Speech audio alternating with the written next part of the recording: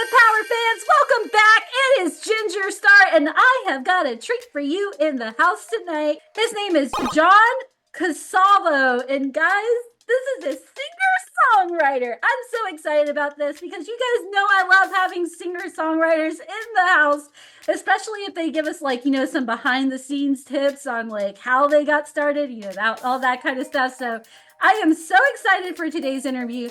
But first, I gotta tell you guys a little bit about our sponsor.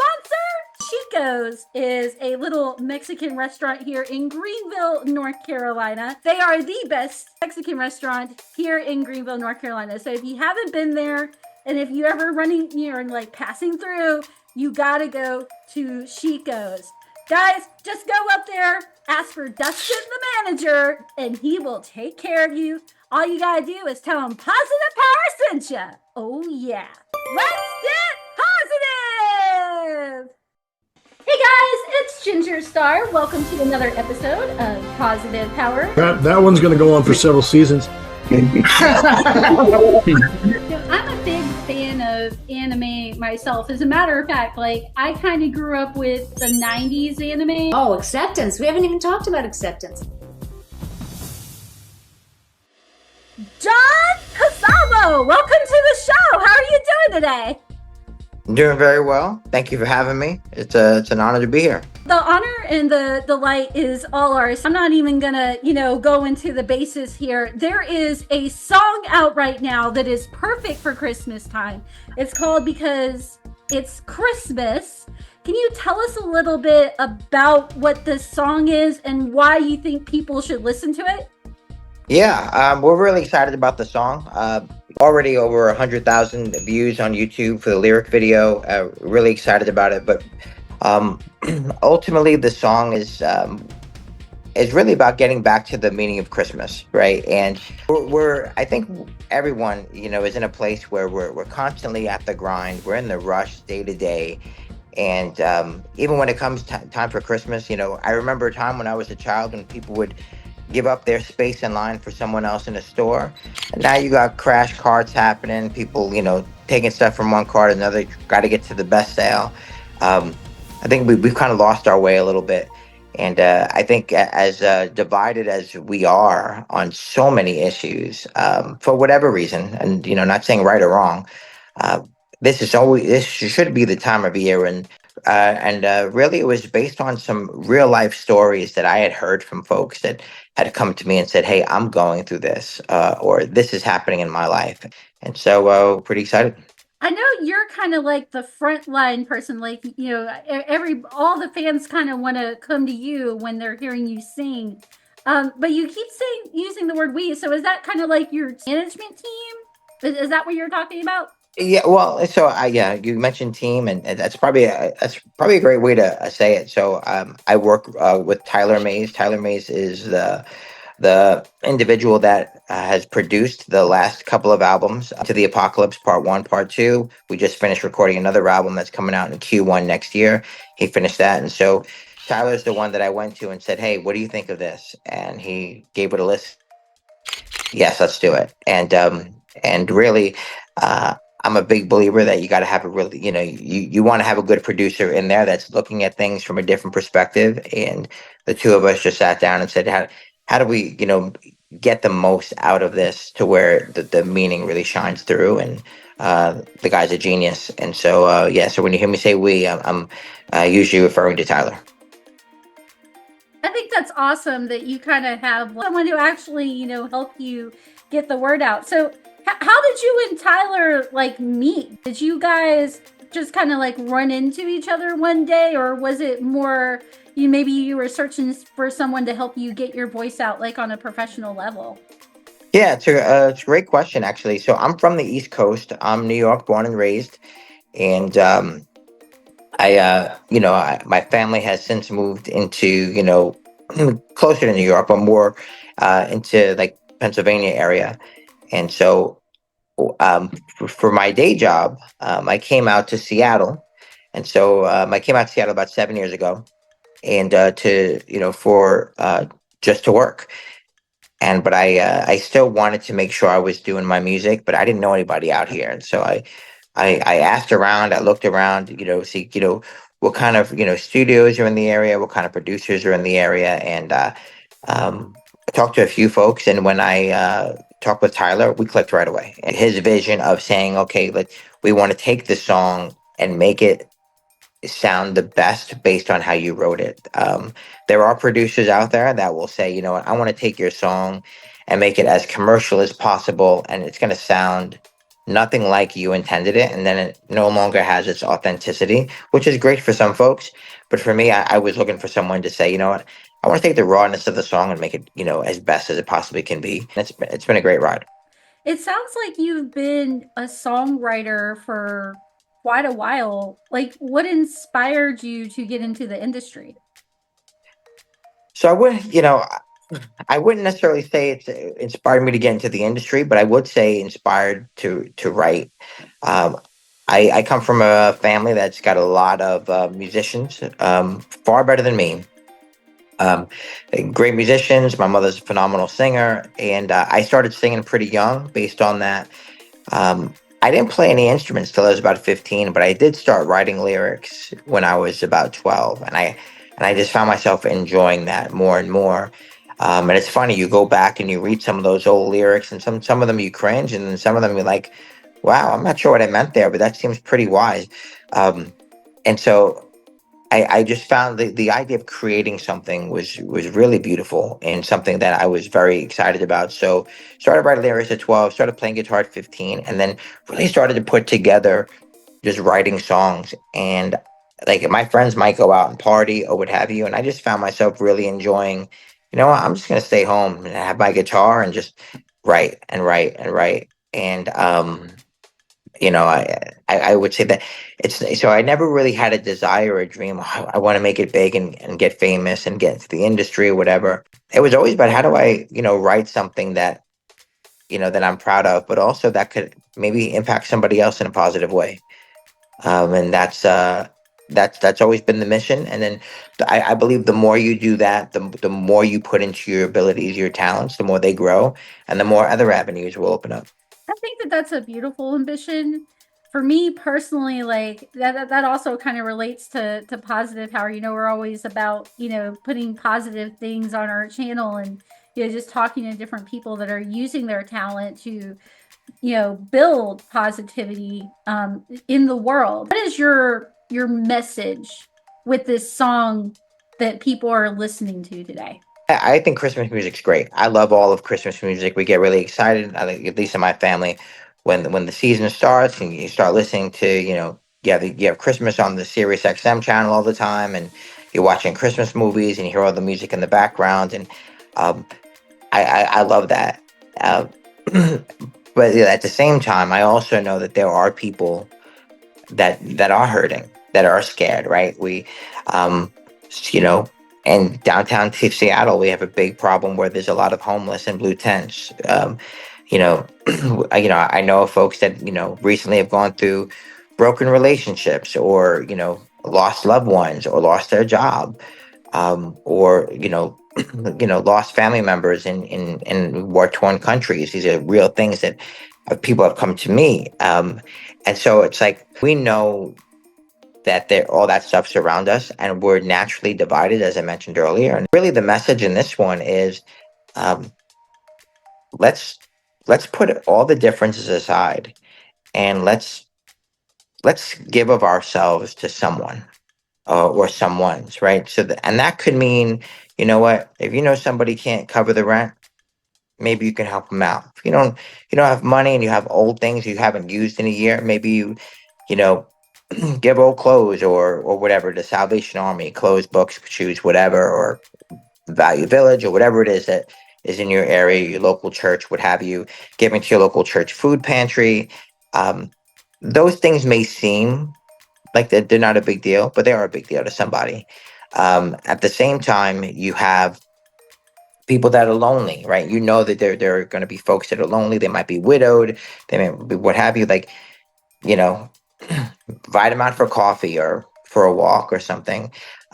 Those things go a long way, because if we're able to, be there for those that don't have much, they will in turn be there for somebody else who doesn't have much. So everyone has something to offer, whether you have money, whether you have time, whether you have, you know, personality. You got something.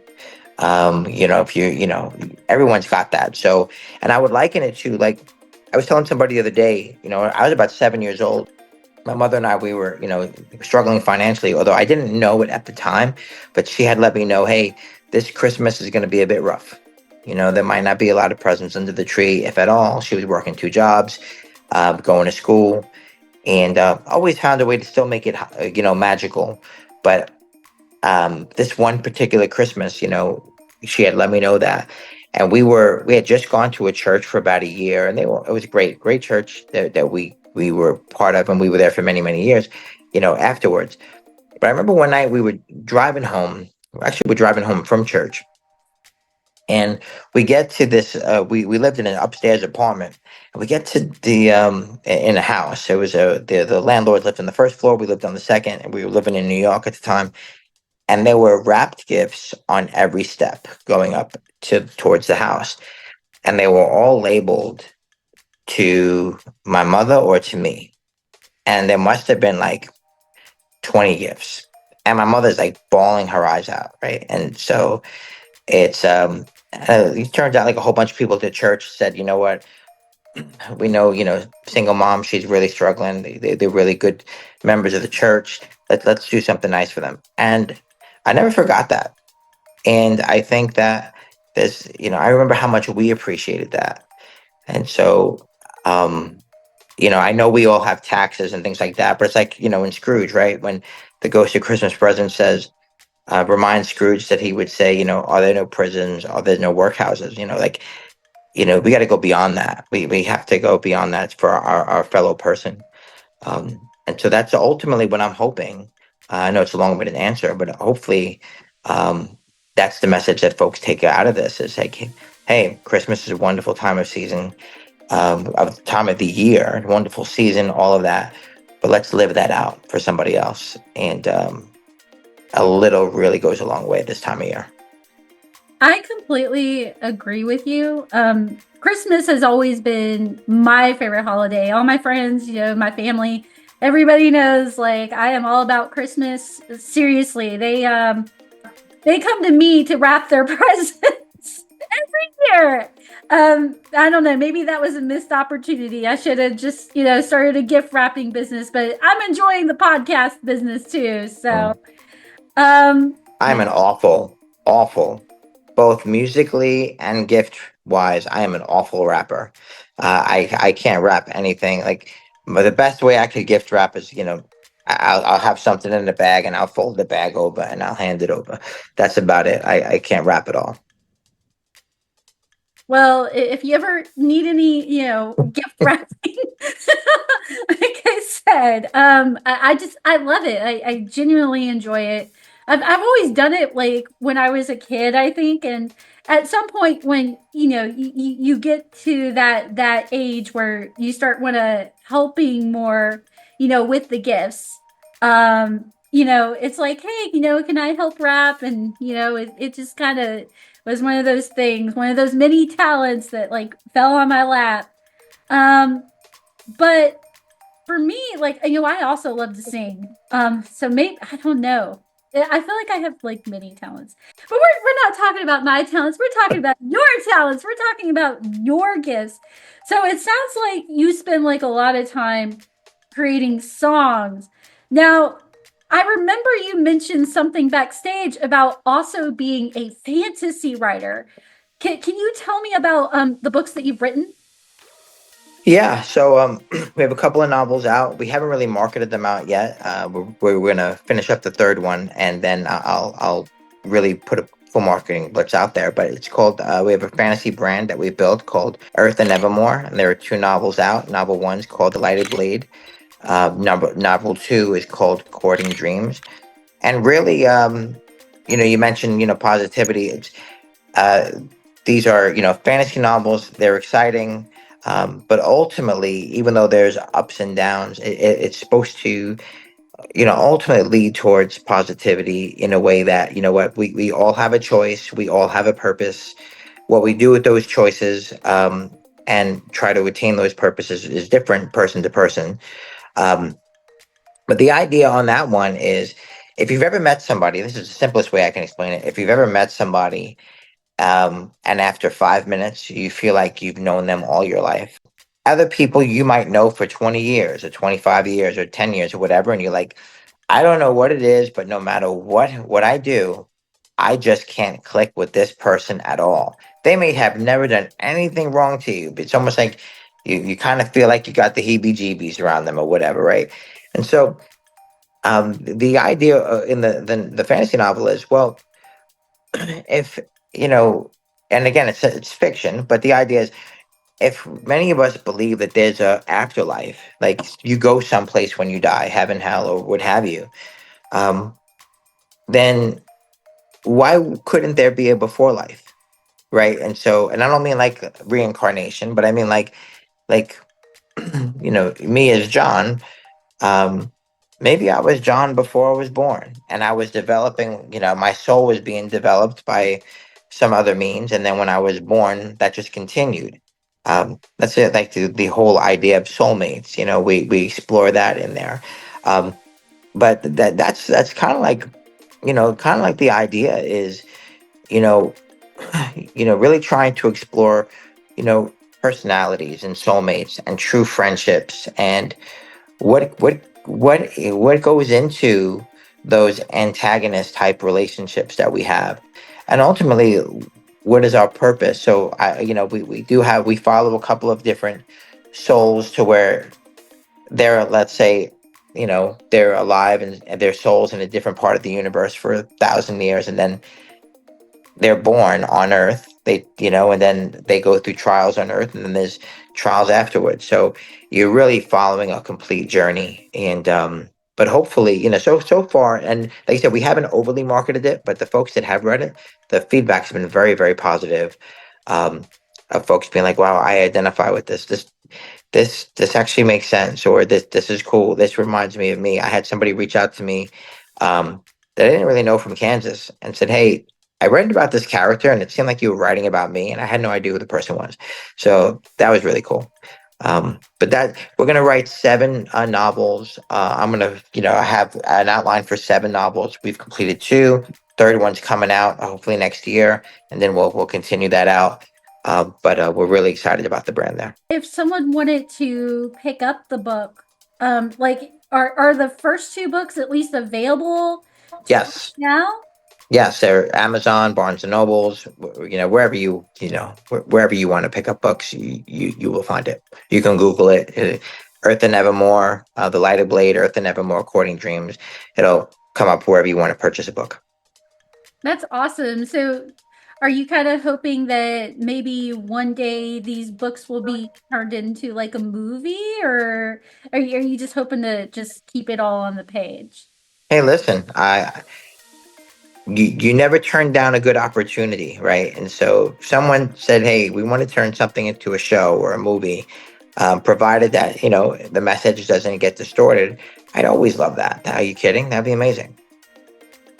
No, I think it would be amazing, especially like if I'm like, looking at, because I love to go to watch movies. Like I actually have a membership with the AMC. And so whenever I find like something that was like, wait, but didn't I read that book? Oh, it's a movie now. Like that would be awesome. Now, if it happens, I have to be invited to the premiere. It's just a given.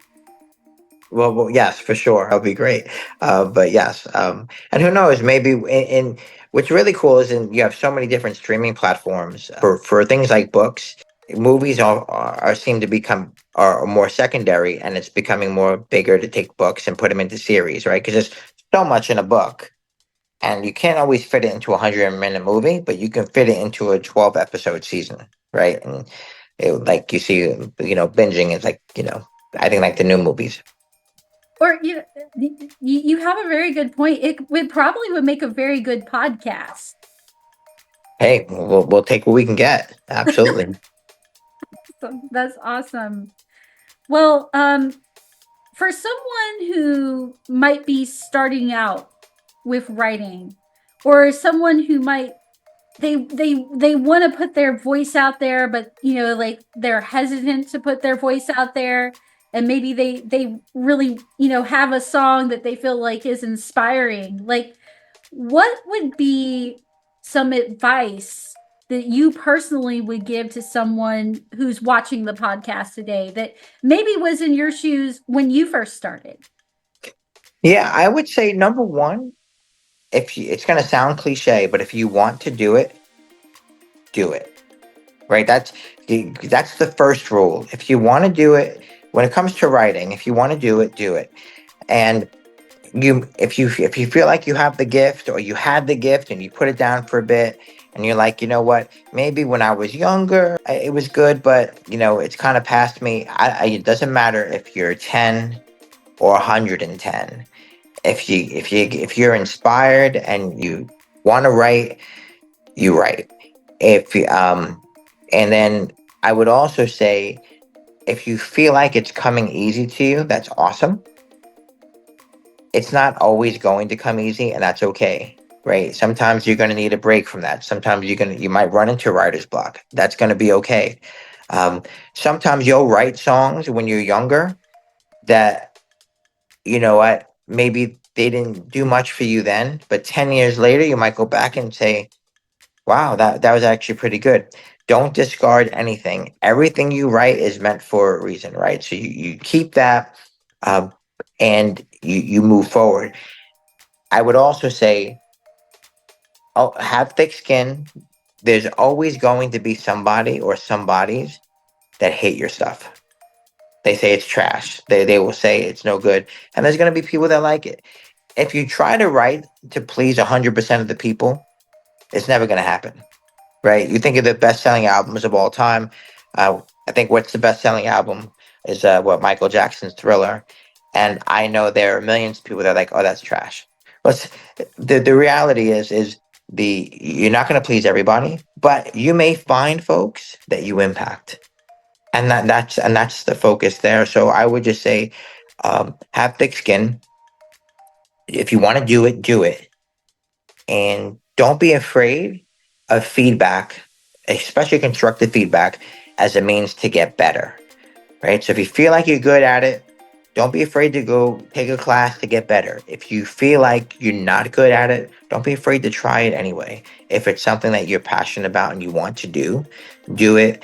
And again, I've heard, I was talking to somebody recently that was like, I love to write, but I'm I'm a grandparent now, and I feel like it's past my prime. And George Martin's doing Game of Thrones now, and how old is George Martin? Right, he's like in his 80s or what have you. It doesn't matter how old you are, how young you are. If you have the passion, do it, and the more you do it, the better you'll get. And again, someone's not going to like it. It's okay. Feedback is a gift. You take it, you move along. Just have some thick skin, and enjoy the ride. I think that that's some really great advice. You're actually making me personally want to, try some endeavors that I've thought about doing with my project. I have a fan who actually has a question. What if they don't have the money to get started? I would say the first thing is you gotta have the product, right? And so if you're writing a song, if we're using song as an example, if you're writing a song, you can't have the money first to be a writer, right? A poet needs the pain, right? You go back to listen to Billy Joel's stuff from the 70s when he had no money. That was his best stuff. She's always a woman, just the way you are. All those things, they're timeless, right? It's like the Psalms, right? David's writing out of some serious pain during that time. And so I would say, you write from here. You don't write from your wallet. You write from here. And so that's where it starts. So then it's like, okay, if I wanted to put music or learn guitar or write it, do I need to go buy an expensive guitar? Absolutely not. I just listened to Tom Morello recently talk about I think he said the first Grammy album that him and Rage Against the Machine did, he used his like $40 guitar or something that he bought in a window shop. Um, you know, and you take what you can get and you build off of that. What I would say is you got to, once you do it though, if you want other people to hear it, you've got to get out there. This is where money can help, but even if you don't have money, um, there are open mics in every town. You know, there are church choirs, church plays, there are school events. Um, there are, you know, there are places where you can get your stuff out there. And today, like right now, especially with songs with social media, are you kidding me? Like if you can sing today, you just sing 30 seconds of acapella on TikTok and you just do something every single day, your fan base is going to be 3 million in a year by default. Um, you know, or if you're writing poetry and you just want to read that poetry or post that poetry every day, there are more avenues for lower without money to get there, because ultimately money can't buy authenticity, right? That's what people want. Now I would say this too: if you run into some money, already have your plan mapped out on, hey, if I ever had money, this is what I would do to invest. I would invest in this. You know, I would, you know, whether it's logo design, although with AI out there, you can do your own, but whether it's like logo design or, you know, finding a good street team or, you know, getting, you know, putting together a promotional tour, that's fine. But you should map that out first before you get money. Like, hey, here are the things I really would like to spend on where it would make sense. But don't let that deter you from getting your product out there. So if we're talking about a song, um, use TikTok, use Instagram, you know, use social media, use your local churches, let people build some buzz for you. Um, and you know, even if it's at the workplace, you never know. Like, you know how many times people, I don't ever mention anything about my music at my workplace, but I always have people coming to me saying, "Oh, somebody told me you wrote a song. I just checked that out. That's really cool." And they tell 10 people. Um, so I would say don't let money, the lack of money, deter you. At the same time, don't let money, if you have it, carry you either. It's still got to come from here. You always want to keep it from your heart, like you said. Yeah. Although I remember I think it was Jason Newsted from Metallica when they asked him, what do you say when fans said you guys sold out? And he's like, I say I agree. We sold out Giant Stadium. We sold out the Coliseum. We sold out, you know, AT&T Stadium. So, um, I would say for me, you know, I would, you know, anything you're gonna write, you got to write from your heart. And even if you're gonna cover somebody else's song, cover it like it's your own. You know, make you sing it like it's your own. You know, like that stuff's so important. So, for fans that might want to check out the Christmas song, where can they find it on social media? Yeah, thank you. So because it's Christmas, like I said, we have a lyric video on YouTube. We have some shorts on there as well, but you can Spotify, Apple, Amazon, wherever you get music through streaming. Uh, just John Consalvo, because it's Christmas, you'll see it. It'll be a gold album with a black background, and yeah, it's about 4 minutes and change. Would love it if folks would give it a listen. If people love it, um, uh, I'd love to hear from them, and if they hate it, I'd love to hear from them. I just like to hear from anybody, and you know, who's got something to say, whether it impacted them in a good way or not. And before we end the podcast today, is there anything else that you feel like you would like to leave a mark on for the viewers who are watching today? Definitely want everyone to have you know, Merry Christmas, Happy Christmas, and make sure that, you know, and I'd like for folks to think about how they can help somebody else have a Merry and Happy Christmas as well. And you mentioned more to come.